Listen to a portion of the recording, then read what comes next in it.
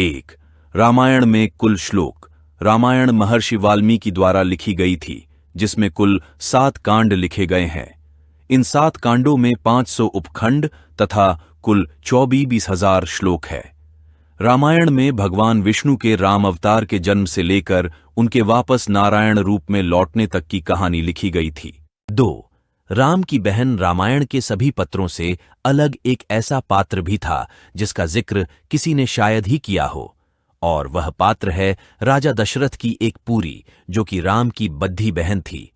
उनका नाम शांता था और उनको राम की माता कौशल्या ने ही जन्म दिया था।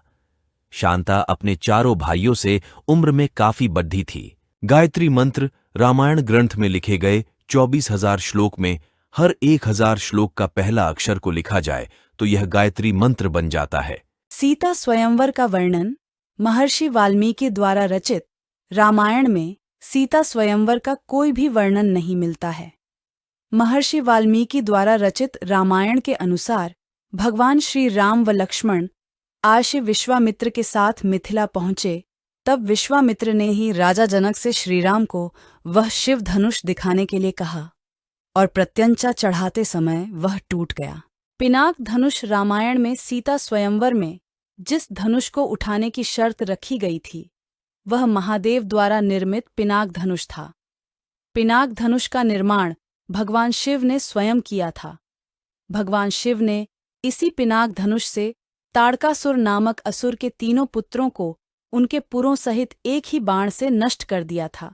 हनुमान जी के गुरु यह माना जाता है कि शबरी, जिसने श्री राम को अपने झूठे बेर खिलाए थे, उनके गुरु मतंग मुनि जी हनुमान जी के भी गुरु थे।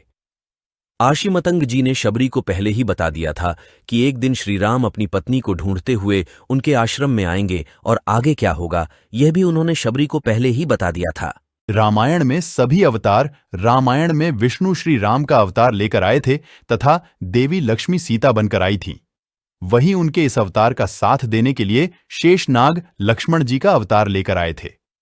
भगवान विष्णु का सुदर्शन चक्र भरत का अवतार लेकर आया था तथा शंख शैल शत्रुघ्न अवतार थे। दंडकारण्य वन श्री राम लक्ष्मण और माता सीता ने 14 वर्ष का वनवास का अधिकतर समय जिस स्थान पर बिताया था, वह वन दंडकारण्य नाम से जाना जाता है। यह वन बहुत बड़ा है, जो कि 5,600 वर्ग मील में फैला हुआ है। एकादशी का व्रत जब श्री राम सुग्रीव की सेना को लेकर समुद्र तट पर पहुंचे तो अथाह समुद्र उनके सामने था।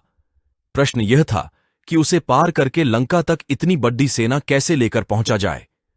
इसके लिए श्री राम ने समंदर से रास्ता मांगने के लिए समुद्र की आराधना की और एकादशी का व्रत किया था। श्री राम की आयु यह माना गया है कि विवाह के समय श्री राम की आयु लगभग 16 वर्ष की थी।